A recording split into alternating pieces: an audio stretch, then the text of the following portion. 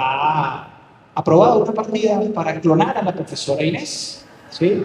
Inés, después de que apaguen las ponencias, pues te vamos a llamar. ¿Okay? Ahora sí, continuamos. Le doy la palabra al doctor Santiago Pereira.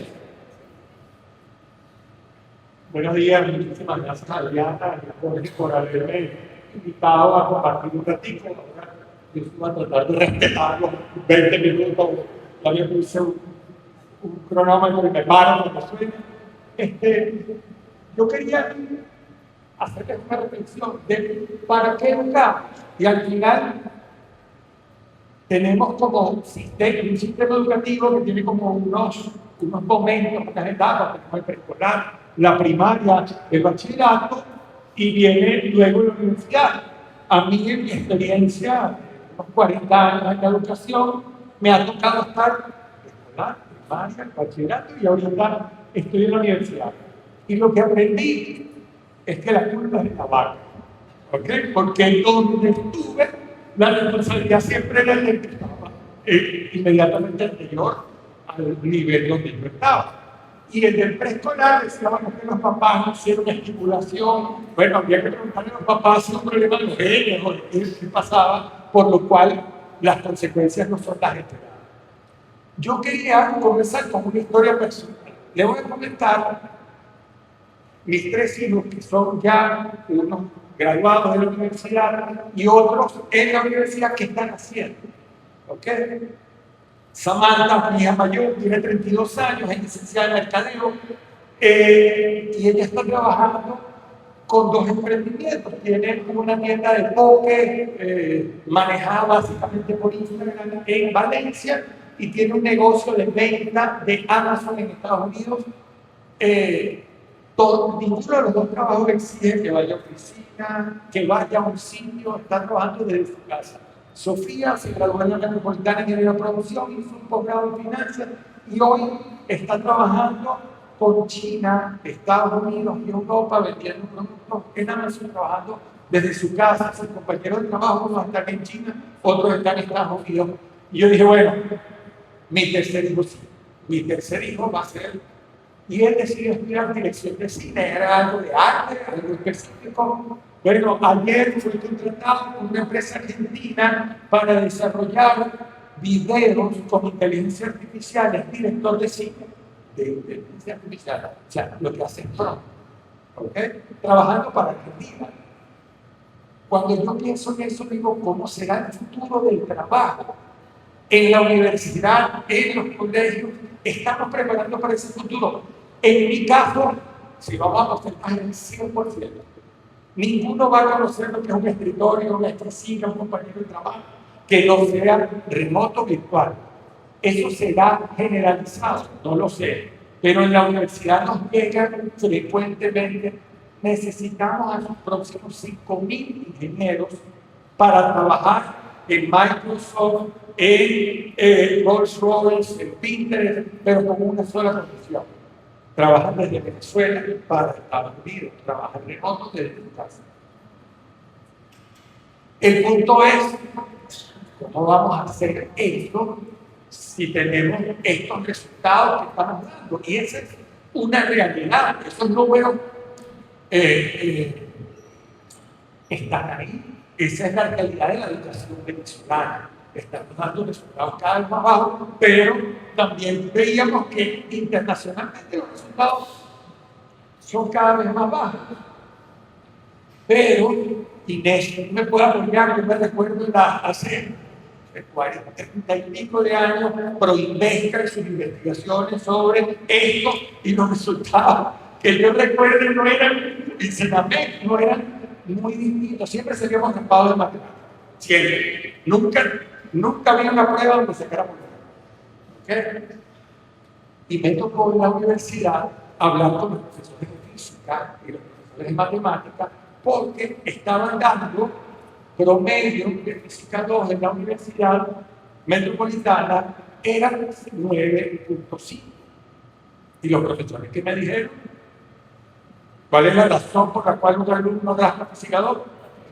¿Quién es la profesora de física aquí? Ajá. Porque los profesores de bachillerato no saben física. física, no saben enseñar física y nos llegan esos muchachos con cero. El bachillerato nos sirvió y nosotros somos los héroes que tenemos que hacer. Y bueno, ahí está el resultado. Y yo dije, bueno, me sentía afectado porque yo venía de ser director de un colegio. Y dije, voy a investigar qué pasaba en el año 2021, en el 2011. Y me encontré, gracias a Dios, era secretario general y tenía toda la data. Y me encontré que en el 2011 el promedio de física 2 era 9. Y después fui al 2001, 9. Y después fui al 91, 9. Entonces me volví al profesor y le dije, ¿cuáles eran los alumnos que salían bien? Porque tú entraste aquí en el año 91 y desde el año 91 estás dando los mismos problemas. ¿Dónde está el error? ¿Dónde está el error? Esto es verdad. Yo no estoy diciendo que eso es mentira, pero esto es verdad en esa prueba, con esa manera de evaluar y con esos mecanismos que estamos utilizando. Pero por otro lado, veo esto. Y además tomé las cosas. Este muchacho que está ahí se llama Samuel Hernández, es egresado de este colegio. Samuel, ¿usted lo conoce? ¿Ok? Acaba de quedar, está en primer año de la universidad. O sea, nosotros hemos hecho muy poco, lo hicieron ustedes. Acaba de hacer un robot que juega ping-pong y ganó el primer lugar frente a no sé cuántos, 100 países. ¿Okay? El Mundial de Robótica en Panamá. Esos niños que están al lado se llaman Aloha, un grupito de matemática mental y acaban de tener 5 trofeos en una competencia de cálculo realizada en Camboya. Esos niños vienen de esa escuela. Los otros son alumnos del colegio Guayamurí, que quedaron en Suiza campeones mundiales de la WRO de robótica en julio pasado. Y los últimos, por ahí está la directora de Santiago, hace 2 años, los alumnos de Santiago y los alumnos después del colegio de la Universidad Metropolitana quedaron mejor delegación de Harvard, con más de 100 delegaciones de países distintos. Esos muchachos son los que sacan 0,7 en las pruebas. Entonces, ¿por qué pasa una cosa y pasa la otra? ¿Cuál es la razón que tengamos? Pues yo no estoy diciendo que lo anterior no sea verdad. Yo lo que estoy diciendo es que hay competencias y habilidades que no estamos viendo, que quizás estamos desarrollando, pero no estamos prestando tanta atención. ¿Okay? Le echamos mucho culpas y problemas y complicaciones al grupo de Gaita. Pero si el grupo de Gaita lo planteamos como un proyecto, quizás sea la experiencia más importante de ese muchacho en manejar un presupuesto, organización, el trabajo en proyectos, en planificación y una cantidad de cosas que son importantes para algunas de estas cosas. ¿Ok? ¿Cuáles son las debilidades? Las debilidades las conocemos.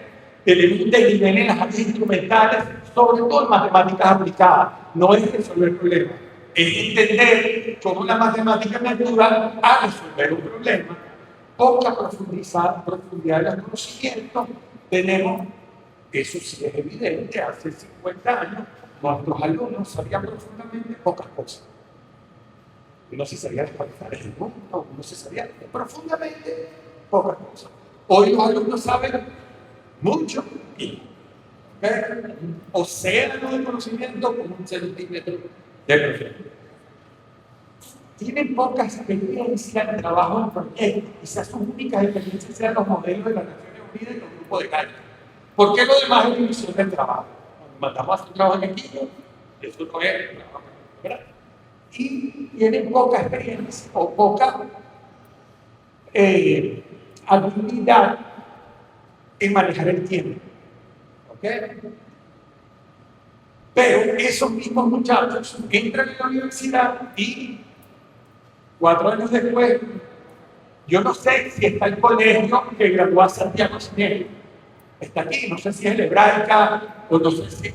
Pero Santiago Sinel quedó en junio pasado como el rector de la Universidad de Dallas, que es una de las universidades más importantes de los Estados Unidos, graduado de la Simón Bolívar, que empezó en la Central, se graduó de biólogo en la Simón Bolívar y hoy es el rector de una universidad.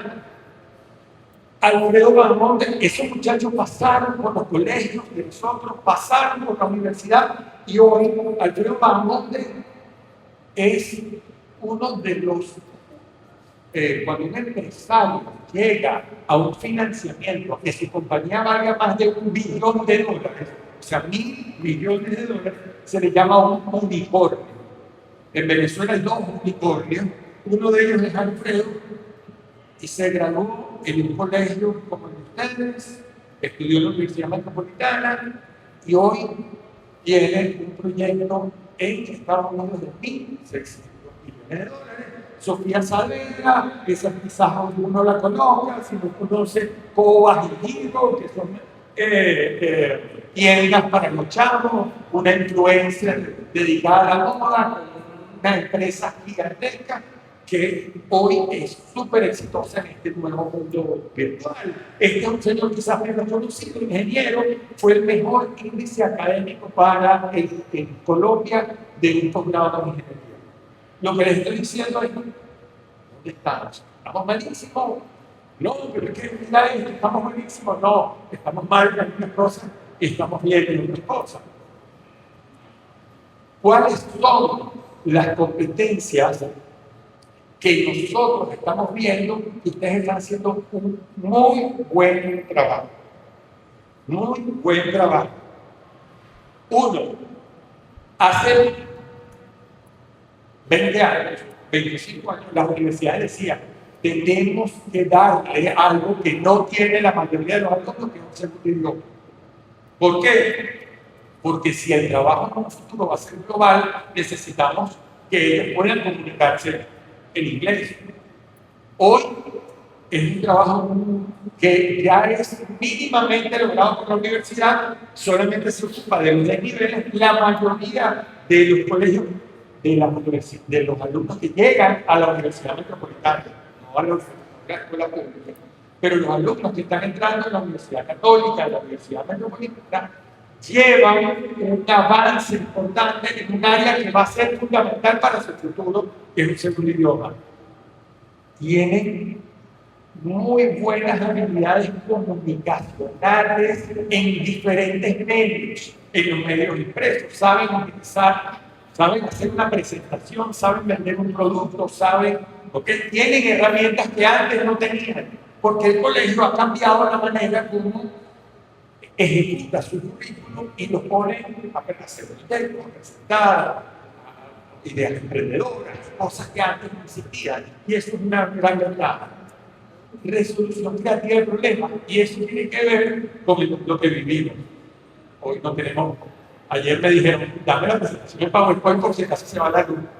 Eso es impensable. Ayer teníamos nosotros en la Universidad de Evaluador de Francia, y ellos decían, es que en Francia tenemos 2 generaciones que no han tenido problemas, por lo cual no ven, o sea, no tienen que resolver de manera creativa ningún problema porque está resuelto. Nosotros todos los días tenemos que ver si habrá gasolina, pagan bolívares, cuánto es el cambio. Imagínate la habilidad matemática para entender cuánto vale un dólar. Competencias tecnológicas, indudables. Están haciendo un muy buen trabajo y si las familias en que esos alumnos tengan habilidades para, por ejemplo, la inteligencia artificial no llega a 3 años. Pónganse las pilas porque el 90% de sus trabajos sus alumnos están haciendo con inteligencia artificial. ¿Okay? Autonomía, la capacidad que tiene un muchacho que está estudiando en el exterior o que está estudiando en la universidad para resolver su problema. En las universidades, cuando dicen es que el venezolano aporta valor al equipo, y eso es algo que también estamos haciendo bien y tomar riesgos. Yo recuerdo en estas competencias de programación, ¿por qué ganan los venezolanos? Porque se le ocurren cosas y dicen, no, es que yo voy a hacer que el robot suba esta pared. No, eso es imposible. Pero ya lo vas a ver. A veces lo logramos, no, pero somos capaces de tomar bien.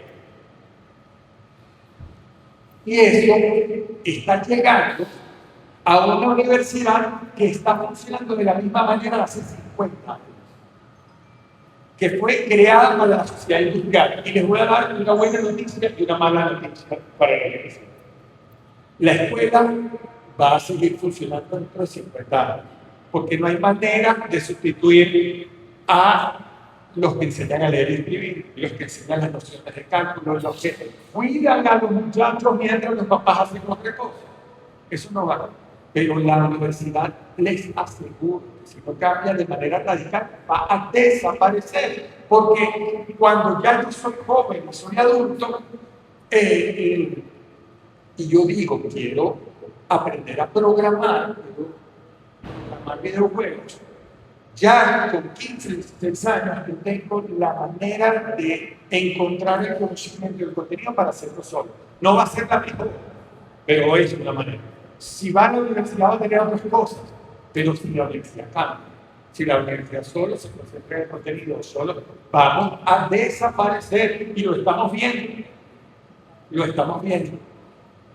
La Universidad Católica o la Universidad Metropolitana recibía al año 2.000 y 3.000 alumnos que presentaban las pruebas de admisión y teníamos el tupé de decir, entran solamente estos 900, nosotros vayan a estudiar.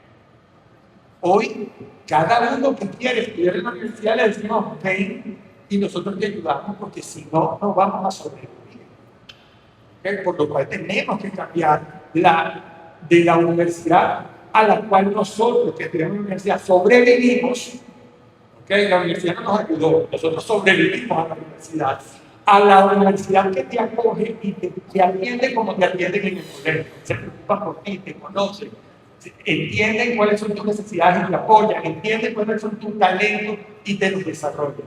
Entonces, la universidad tiene que cambiar a programas absolutamente personalizados.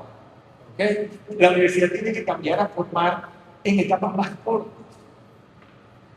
Nosotros, en la Universidad Simón Bolívar, en la Universidad Metropolitana, empezamos con las licenciaturas de 4 años, éramos más locos, nos enseñan, si nos enseñan, van a salir peor.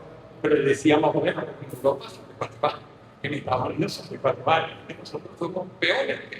¿Okay? Sin embargo, hoy una universidad que no cambia modelos de 4 años pierde una cantidad importante de alumnos, y lo está viendo en todos los ámbitos. Pero es que ahora el reto es hacerlo en 2 años.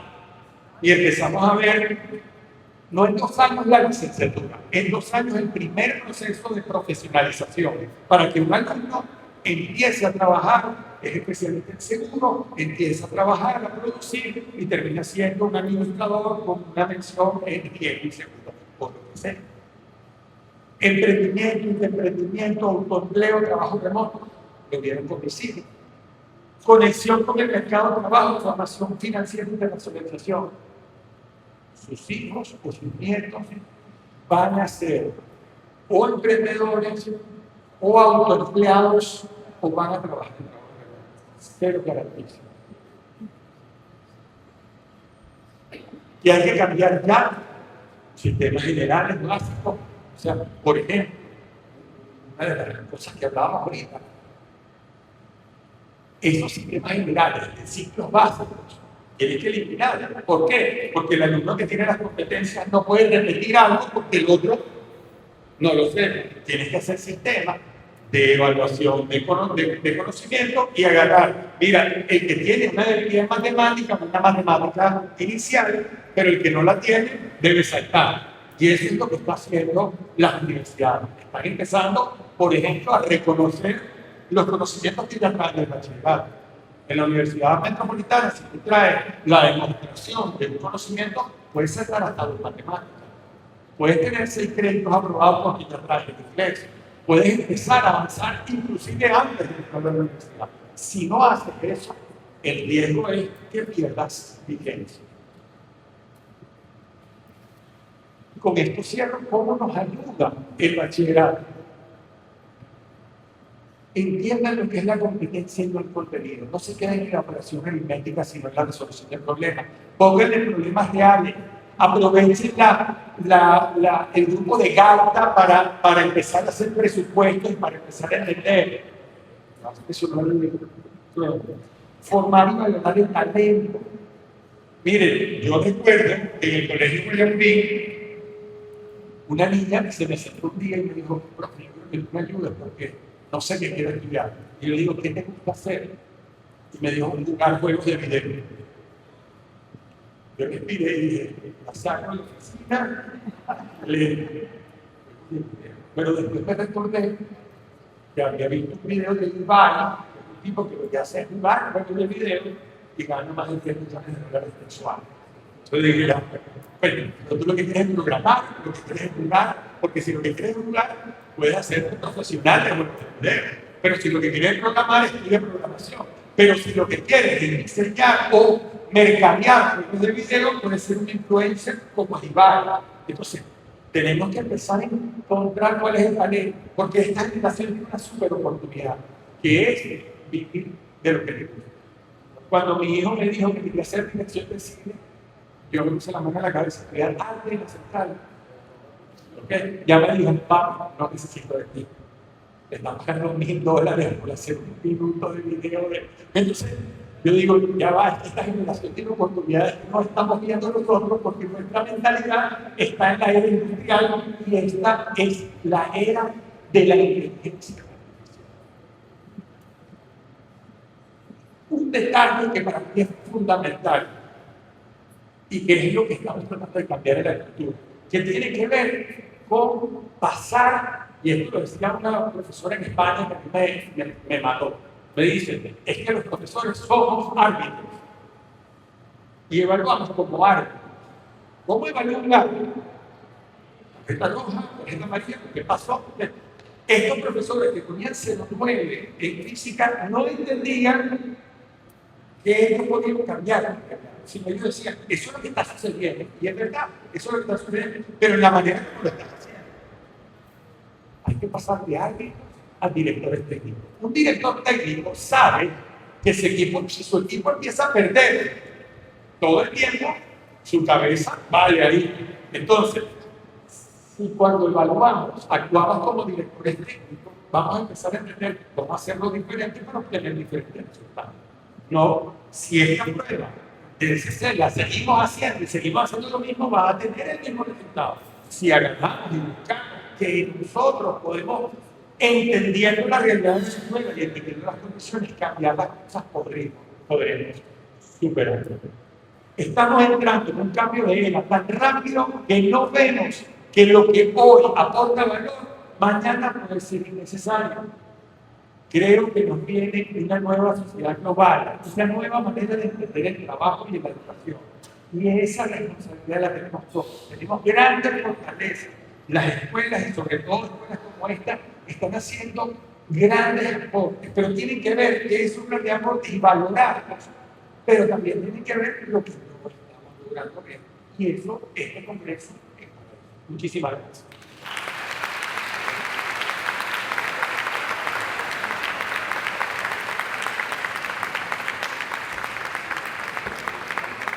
Agradecido por Santiago Rivera.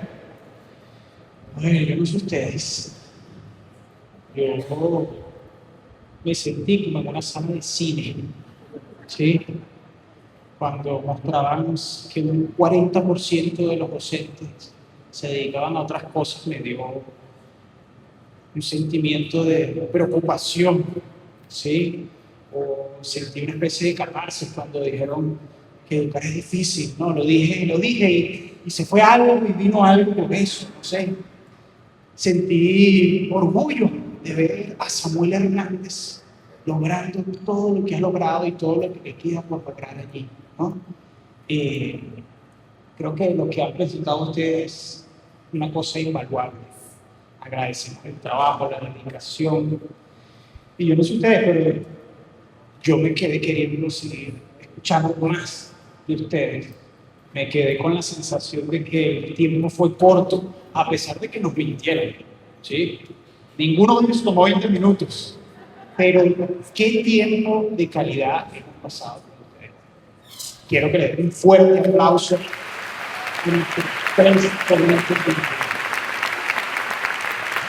Excelente.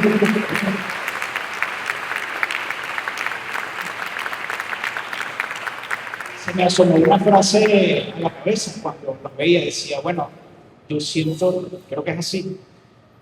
Para saber a dónde vamos, es necesario saber de dónde venimos y dónde estamos. Importante, sumamente importante esta información que nos acaban de demostrar en esta exposición. Ok, vamos a pasar ahora al ciclo de preguntas. ¿Sí? Y por las caras que tienen, creo que hay muchas preguntas que queremos hacerles a nuestros tres doctores. ¿Sí? Fíjense entonces, en lo que ven en pantalla es un código QR. Van a escanear ese código QR y tienen dos opciones donde ingresen a la aplicación. Una es hacer alguna pregunta, o dos, ver las preguntas que están hechas hasta ahora y votar por esa pregunta. Y así evitamos la repetición de preguntas. ¿Vale?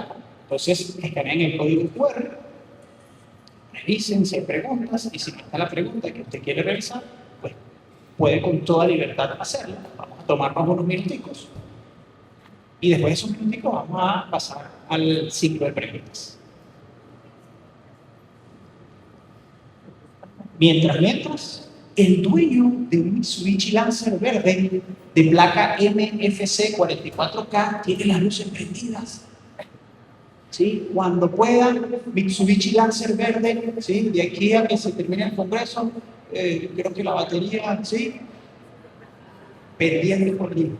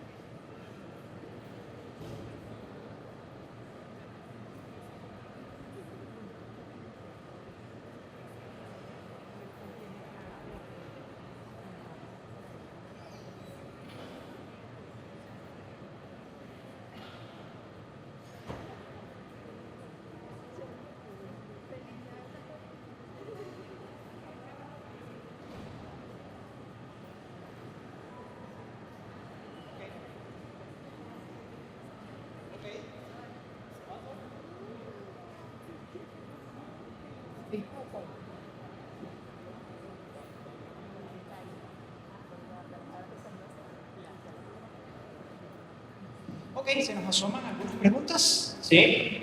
No son las únicas, por supuesto. Sigan en la aplicación, sigan votando. Pregunta, son libres de escoger, queridos doctores, quién responde. ¿Sí?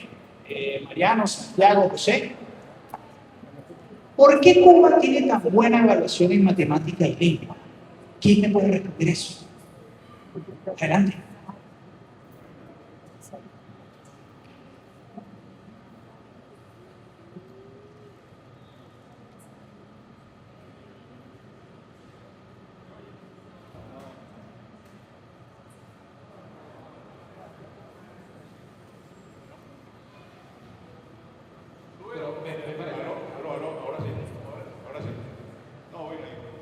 Dos razones relativamente sencillas. La primera es que no hay diferencia de sueldo entre un docente, un ingeniero, un abogado o un médico. Entonces, el atractivo de la carrera genera que los mejores bachilleres en Cuba escojan ser docentes. Y eso ayuda a la universidad a ser mejor, porque las universidades tienden a echarle la culpa a que no funcionen bien, a que vienen de escuelas malas, sobre todo los docentes. Los docentes, lamentablemente en Venezuela siempre fue así. Los bachilleres que escogían la carrera de educación no eran los de los mejores promedios. No eran. Los mejores promedios escogían, cuando eso era el caso, medicina, derecho, ingeniería, eso es Entonces, una de las cosas que pasa en Cuba es que, como no hay empresa privada y no hay diferencia entre sueldos, los sueldos de los docentes, de todos los profesionales, es el mismo. Un maestro primario gana lo mismo que un ingeniero de construcción que trabaja en obras públicas o que un derecho penal que trabaja como abogado penal. Y eso genera que haya igualdad de, ¿cómo decir eso? El promedio de los bachilleres que quieren ser docentes es el mismo que los que quieren ser ingenieros. Eso no es ni en casi ningún país. Entonces, ese es un primer elemento. Y un segundo elemento es que en Cuba no pasó lo que pasó en Venezuela, que se eliminó las escuelas normales. Las escuelas normales, era normal que se eliminaran, era normal que se eliminaran las normales. ¿Por qué? Porque bueno, era normal que un docente fuera profesional, y no lo era bachiller. Las maestras normales eran 5 años de estudio y yo era equivalente a bachillerato, no podían estudiar en la universidad, las escuelas normales. Cuando eso se cambió, en Venezuela no se introdujo lo que se aprendía en las escuelas normales en las universidades que empezaron a tener licenciatura en educación integral, que era la primaria, sino que se quedó con lo que era antes, por ejemplo, el pedagógico de Caracas, especialista en formación de profesores de bachillerato, que no es lo mismo que ser maestro de primaria. Era por disciplina, ciencia, geografía, matemática, historia, pedagógico. El pedagógico tuvo que empezar a formar los licenciados en primaria y no tenía la capacidad. En Cuba sí lo hicieron bien. Pasaron el currículum de las escuelas normales a los primeros 2 años de los pedagógicos que forman licenciados en educación. Y los maestros primarios resultaron mejores que casi todos los países americanos. Ya son 2 razones esenciales, puede que haya otras.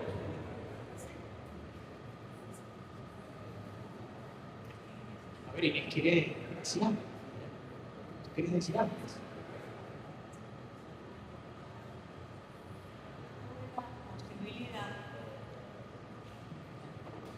Tuve la posibilidad de ir a un congreso de matemática en Cuba y me encontré que tenía también la posibilidad de ir a escuelas cubanas a ver qué estaban haciendo los maestros. Una experiencia que me gustó fue una maestra que tenía que sacar a los alumnos a la plaza. Estaba frente a la escuela y sacó a los alumnos de la escuela con una caja de cartón. Le enseñó todas las geometrías relacionadas con los paralelepípedos. Además, unida a la parte social de lo que significa cuidar una caja. Además de todas las carencias que podíamos tener aquí, doble, ella las superó con un material sencillo, claro, aprovechó lengua y lo relacionó con todo lo que ella estaba haciendo. Los niños saltaban para ver cuál de ellos tenía mucho más posibilidades incluso de atletismo. Es decir, la formación del maestro cubano, primero, como dice Mariano, ya llegan seleccionados al Instituto Pedagógico de Cuba porque son de los mejores alumnos los que pueden entrar en ese instituto. Y después de tener eso, tienen una excelente formación cubana. Nosotros aquí en esta escuela tenemos la suerte de haber tenido a una Ida Pérez, maestra que llegó de Cuba y formó a generaciones de nuestros muchachos con una excelente didáctica que ya ella traía de su formación cubana. Entonces también incide la parte de formación y de todo lo que uno puede aprovechar con lo poco que tiene. Gracias. A ver, continuamos con el ciclo de preguntas. ¿Qué toca? Ok, una escuela pública puede ser considerada. Bueno, sí, es un tema interesante. Nosotros trabajamos con aliados. La Universidad Metropolitana, la Católica, la Jorge Ávila, son el equipo central, que está aquí en Caracas, con algunos directores de Mérida y Centro. Pero trabajamos con aliados. Los aliados están en los países, por ejemplo, un aliado de PDI con todos sus colegios. El aliado de colegios privados. El colegio público son organizaciones que ya están trabajando, gubernamentales o no gubernamentales. Por ejemplo, en Caracas tenemos un aliado que es la Dirección de Educación de Bogotá, presente con Elizabeth. Ellos aportan a sus escuelas y nosotros le aportamos a ellos los programas que incluyen pues, libros y capacitación de los docentes y de los coordinadores. Pero es porque el personal que atiende la escuela y que la escuela tenga la orientación necesaria para los programas de la alianza. Eso mismo sucede con, en este caso, un organismo gubernamental municipal. pero hay no gubernamentales, como Impronta, que está en Caucahuita, que está trabajando con 10 escuelas, pero hay una sensacional, muchas son sensacionales todas, pero hay una que realmente tiene un trabajo que asombra, está al norte de Orinoco, que se llama Denali. Y ellos trabajan con 57 escuelas rurales. Ustedes no se pueden imaginar el trabajo que hacen eso. Pero ese es el truco. Para que una escuela pública entre en alianza, debe ser incorporado dentro del panel de escuelas o del plantel de escuelas que tiene cada uno de estos aliados. En total, en este momento tenemos 330 escuelas divididos entre 11 aliados. Entonces, cuando la escuela pública logra incorporarse con uno de estos aliados, puede entrar en los programas de alianza. Ni la Católica, ni la Metropolitana, ni la Monte Ávila reciben directamente escuelas para trabajar con ellas, sino que pasan a través de los aliados y nosotros como equipo técnico interuniversitario les damos los recursos que se requieren para que los programas de alianza se lleven adelante en la escuela que se incorpora en esa forma. Ok, siguiente pregunta. ¿Están las universidades como la UCB en alguna de las iniciativas? En la iniciativa de la alianza no se ha incorporado todavía. Estamos en diálogo con su rector actualmente. Perfecto. Siguiente pregunta. Siguiente. Ya fue respondida el sector. Siguiente pregunta.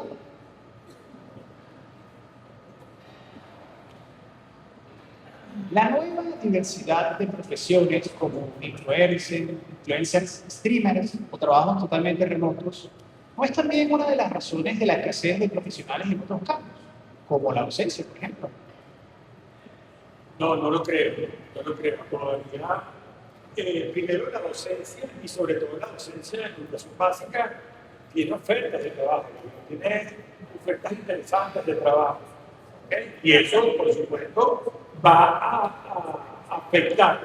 Pero ahorita el trabajo remoto está creciendo de manera importante, sobre todo con ingenieros, con programadores, con diseñadores gráficos, con generadores y el área de influencer, de streamer y ese tipo de cosas, bueno, mucha gente quiere hacerlo y pocos son los que pueden vivir de eso. Así que no creo que esa sea la razón por la cual falta.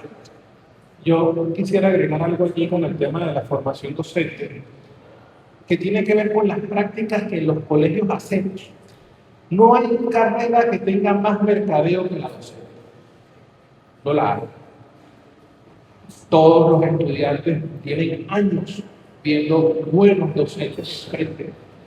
Entonces, si nosotros que tenemos el mejor mercadeo que pueda tener, porque es mentira que un médico pasa por los salones a decir que es sabroso sacar la próstata. Nada que ver, eso no sucede. ¿No? O un abogado, mira qué bueno es defender hacer el juicio, todo por el estilo. Mira, si nosotros que tenemos la mejor posibilidad para conseguir adeptos no lo logramos, es porque algo de nuestra práctica educativa o de nuestro mensaje tiene que ver con, y yo sé que más de uno lo hace por cariño, no vale, tú eres bueno, vete a ingeniería. O tú eres bueno, no, profe, quiero ser profesor, quizá más de uno en el corazón. Le dice, ¿qué? No, vete a hacer tal cosa. Si nuestro mensaje no está alineado con promover la vocación, difícilmente vamos a conseguir más interesados en la carrera. Y dentro de la universidad vamos a desarrollar una investigación con los estudiantes del último año de los colegios, cuarto y quinto año, para reconocer cuáles son esas prácticas que motivan la vocación docente y cuáles son esas prácticas que la desalientan.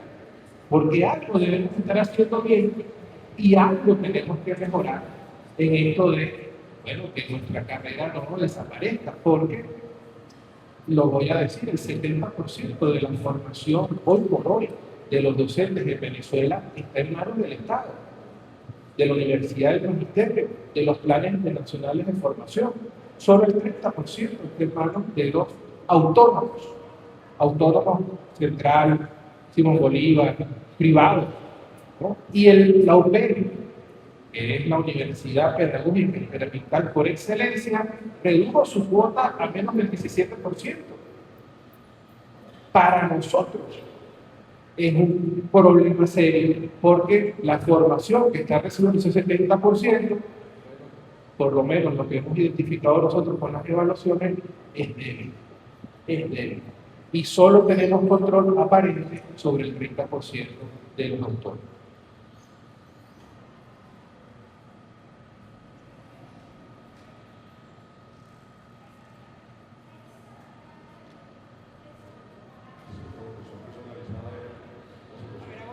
¿Es educación personalizada la solución al bajo rendimiento de los estudiantes?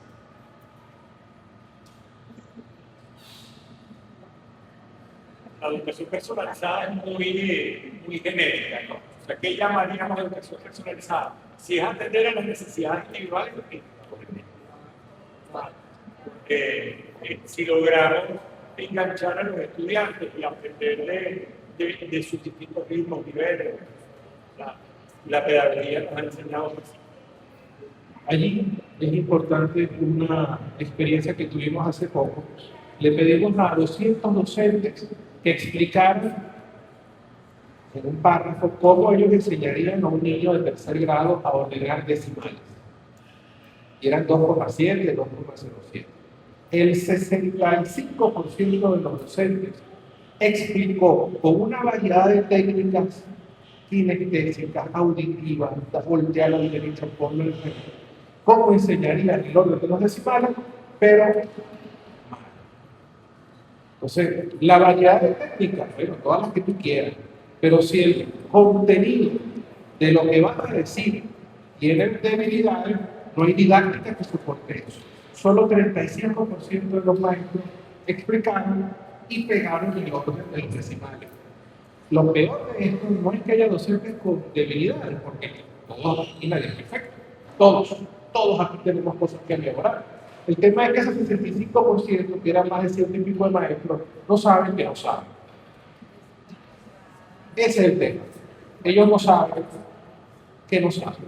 Y están repartiendo explicaciones muy floridas sobre el orden de los decimales a niños que no tienen la menor idea de lo que decirle maestro, pero me lo están diciendo mal. Ese es la verdadero drama. Tres cositas. Primera, en Estados Unidos uno puede estudiar sin ir a la escuela. Eso se llama homeschooling. Esos estudiantes son los que tienen el mejor resultado en las pruebas federales. ¿Por qué? Porque ustedes saben muy bien que no hay nada mejor que las clases particulares. Un alumno es mejor que un docente de 30 alumnos, ¿o no? Entonces, sí, por clase individual, llevamos clases particulares, sí, es lo mejor. Ojalá se pudiera hacer. Un docente de este colegio no puede trabajar con clases particulares en su horario escolar. Puede trabajar en la tarde con un alumno, pero en la mañana o en su horario libre, en su hora libre, sábado. Pero en la escuela tiene 30, 45, 40. Imposible. Y van dos cosas. La segunda, de tercera, se acaba de evaluar un proyecto que se llama Alfa, no recuerdo cuál, que en Estados Unidos es una tableta por estudiante, 2 horas de clase de contenido al día y todo lo demás es proyectos, emprendimiento y tal. Y resulta que ha sido una vez más un fracaso. El fracaso de diversidad, no voy a poner detalle aquí porque hay incluso fracaso ético dentro de lo que hubo ahí. Un multimillonario que montó una serie de escuelas, incluso con financiamiento del gobierno, hubo algunas, y era una tableta para niños, 2 horas de clase al día de matemática, de ciencia, cada uno logrado. Solamente una tableta. La tableta de inteligencia artificial identificaba las necesidades del niño, lo que sabía, lo que no sabía, le daba clases específicas de lo que no sabía. El resto del tiempo los niños escogían distintas cosas como los de preescolar que tienen rincones. Bueno, pero aquí eran no rincones, sino toda la escuela que era así, como de caballo, no sé qué. Eso acaba de salir una evaluación esta semana de los 3 años de ese proyecto. Y una cosa que va a salir corriendo. Entonces hay que tener cuidado porque no es forzosamente cualquier innovación tecnológica la que sí, la que logra eso. Y honestamente yo no sé cuál es la que sí. Siguiente pregunta.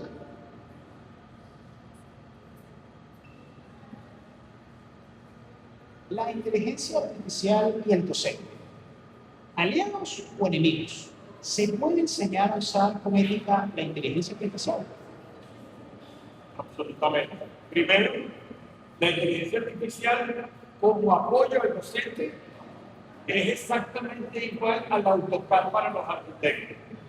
Una maravilla si lo sabes utilizar. Una maravilla para potenciar la cantidad de cosas que antes tenías que hacerlo sudar.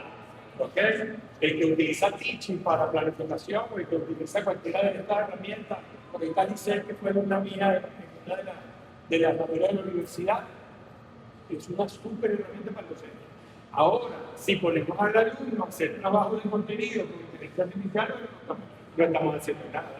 ¿Okay? Pero todo depende de cómo se utilice. Una súper herramienta, pero los que tenemos algo en educación estamos viendo estas discusiones a veces tontas de si la calculadora es buena, pues la matemática es buenísima, pero depende para qué lo utilices.